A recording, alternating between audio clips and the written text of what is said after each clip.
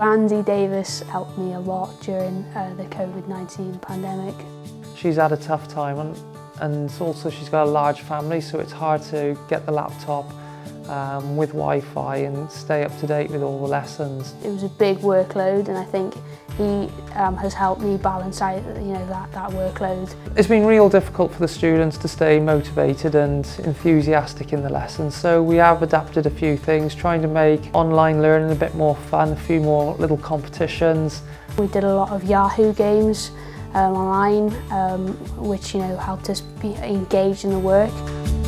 We did some evening classes. We tried to mix our teaching methods to make things interesting for them, and just constantly kept in touch with them, give them support during the COVID period.